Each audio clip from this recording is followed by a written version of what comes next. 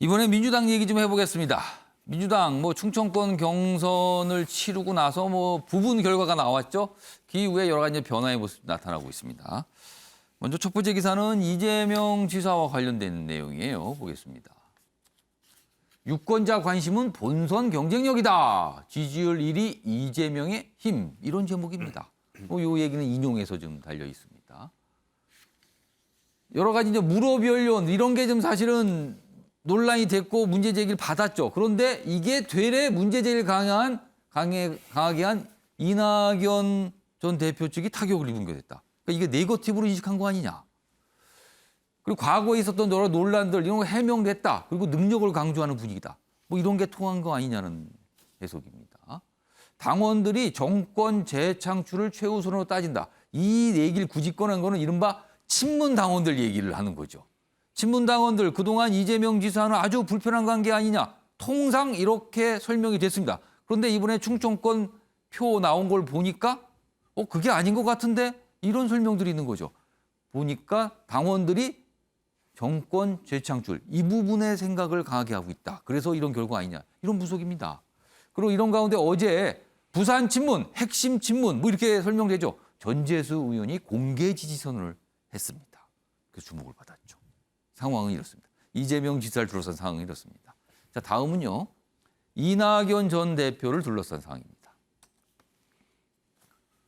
네거티브 적고 정책 행보 나선 이낙연, 호남 올인 승부수를 걸었다. 그렇습니다. 오는 25, 26일, 그러니까 추석 연휴가 끝난 다음이에요, 바로.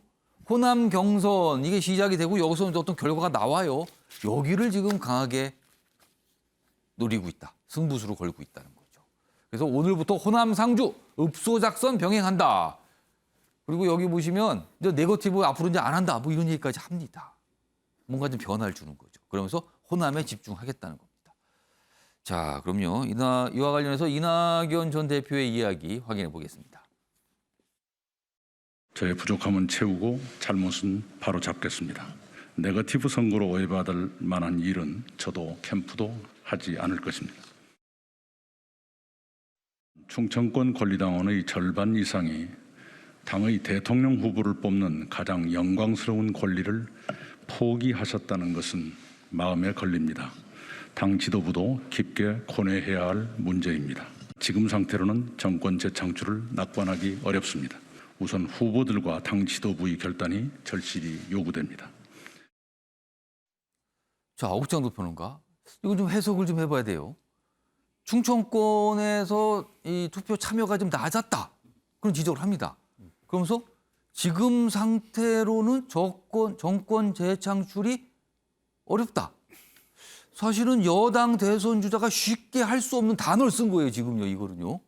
이건 어떻게 보십니까? 어떤 의미가 있다고 보세요? 일단은 더불어민주당을 포함해서 어떤 후보든지 네거티브를 하지 않겠다라고 얘기한 메시지는 굉장히 환영받을 만한 메시지라고 생각을 하고요.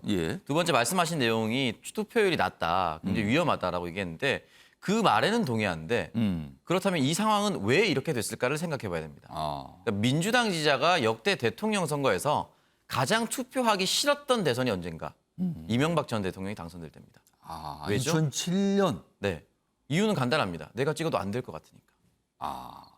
그러니까 1위 후보와 2위 후보의 격차가 벌어지면 벌어질수록 투표의 포기층은 많아집니다. 그렇다면 1위 후보와 2위 후보가 지금 실제로 대전, 충청, 세종에서 격차가 너무 많이 났잖아요. 거의 첫 번째 날 9월 4일은 0.1% 차이로 더블 스코어였어요. 왜 그렇게 났을까? 그게 사실은 비등비등하게 붙어버렸다면은 나라도 투표에서 내가 원하는 후보를 도와야 된다. 그것이 1위 후보든 2위 후보든 마찬가지입니다. 근데 이렇게 격차가 많이 나게 된 데에는 그동안 누적된 네거티브가 굉장히 심했었고 결과적으로 저는 이재명 지사가 아직까지 기본주택과 또는 기본소득에 대해서 재원 마련을 속 시원하게 했다고 생각하지 않아요. 색 시원하게 생각하지 않았다고 생각하지만 그럼에도 불구하고 이재명 지사는 기본이라는 자신의 브랜드 마크가 생겼습니다. 근데 이낙연 전 총리 같은 경우는 아직 브랜드 마크가 생기지 않았어요. 저는 유효한 공약 하나 정도는 성남공원 이전에서 공급을 하겠다. 이 정도는 굉장히 좀 파격적이고 전향적이고 생각해 봄직한 공약인데 그거 하나 말고는 없어요. 아. 당 대표도 하고 전직 총리도 했는데 공항 이전해서 아파트 공급하겠다. 요 정도밖에 기억이 남지 않는다는 것 자체가 예. 이 사람을 찍어야 될 원동력이 굉장히 사라진 겁니다. 그러다 보니까 1, 2위 격차가 이렇게 심해졌고 내가 찍지 않아도 이재명 지사가 될 거 아니냐? 내가 안 찍어도 이재명 되는 거 아니냐? 이렇게 돼버리다 보니까 투표 포기층이 많이 생긴 거예요. 그러니까 이 투표 포기층이 많이 생긴 거는 민주당 지지자가 정권 재창출할 의지가 없다라고 해석하면 안 되고 예. 왜 이 선거 예비 경선 자체가 재미없게 돼버렸냐, 아. 왜 이렇게 원사이드하게 돼버렸냐를 이낙연 캠프에서는 정말 진지하게 고민하고 지금부터라도 공약 중심으로 하겠다라고 얘기한 것이 저는 굉장히 탁월한 선택이라고 생각을 하고 그렇다면 이낙연 표 세상은 무엇인지 예. 그럼 대표 공약은 무엇인지 성남공항 이전을 대표 공약이라고 얘기할 수는 없잖아요. 하나 중에 하나입니다. 그러니까 되게 많은 공약 중에 하나이기 때문에 예. 더 큰 공약과 더 큰 비전으로 국민들에게 신임을 받는 방법 하나밖에 없습니다. 자, 조대진 변호사, 혹시 같은 질문 드릴게요. 왜 정권 재창출이 어렵다? 저 얘기를 굳이 꺼냈을까요? 일단 그 본인을 선택해달라는 그런 얘기겠죠. 뭐 이대로 가면 이재명 지사로는 뭐 본선 경쟁력이 더 그 약하니까. 얘기가 깔려 있다. 네, 그런 깔려 있는 부분인 것 같고요. 지금 오창석 평론가께서 말씀을 해주셨지만 생각보다 충청권에서 지금 지지율 차이가 득표율 차이가 되게 크지 않았습니까? 좀 많이 났어요. 였으니까요. 근데 그 부분석을 좀 해보면 뭐 투표를 안 한 투표 포기층도 많았지만 이낙연 대표 측에서는 아까 말씀드린 대로 큰 거 한 방이 없었다고 보여집니다. 그러니까 국민의 그러니까 지지층에서 이렇게 느낄 만한 그런 큰 거 한 방이 없었기 때문에 예. 지금이라도 정책 중심으로 가서 새로운 거를 좀 보여주려는 시도가 좀 필요하고요.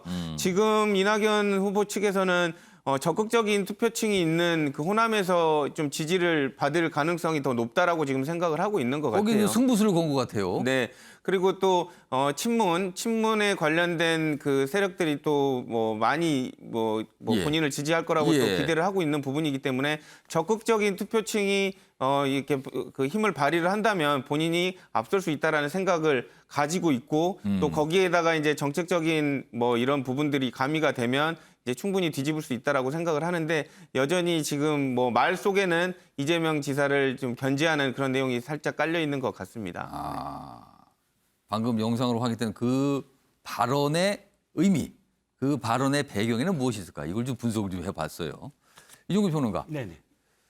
호남 올인, 뭐 이런 종류의 기사가 많습니다. 어제는 김대중 전 대통령 묘역도 좀 뭐 참배를 하고 뭐 그렇게 찾아갔습니다.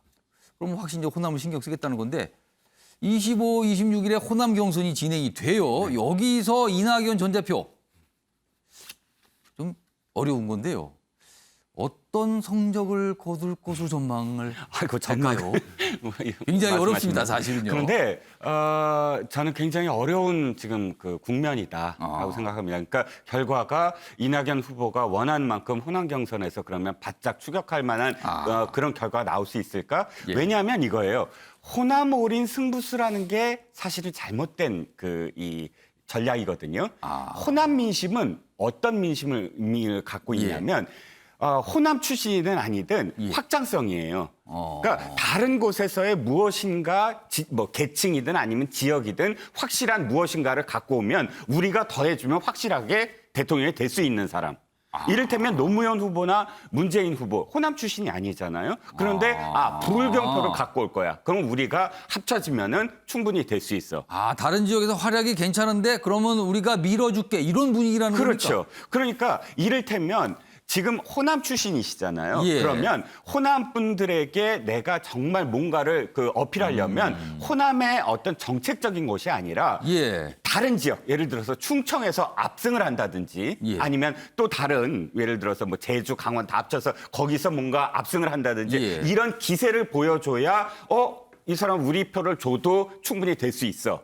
라는 그런 계산이 나오거든요. 그런데 다른 지역에서 안 되는데 호남에서만 받아서 된다? 이게 계산으로 지금 호남에 안 맞는 앞서서는 사실은 이 영남 지역 그리고 강원 지역 거기 순회 경선이 있거든요. 그럼 거기서 뭔가를 보여줘야 된다 이런 말씀인가요? 그러니까 최소한 지금 영남이나 강원은 사실 당원 수가 그렇게 많지 민주당 않지만 당원 수가 많지는 예. 않죠. 그렇지만 지금 호남 전에 강원이나 영남에서 유의미한 결과를 내야 된다. 도리어 거기서 내서 호남으로 가야지 여기 충청에서 안 됐는데 영남과 강원의 당원 수가 얼마 없다고 해서 예. 바로 호남으로 가서 호남 구애를 한다? 그게 저는 전략적으로 사실 맞지 않는다는 것입니다. 변화를 줬는데 지금 이종구 평론가 지적을 하셨어요. 그거 아닌 것 같은데요. 약간 이런 지적을 좀 하신 겁니다. 오늘 이런 종류의 기사가 좀 꽤 있습니다.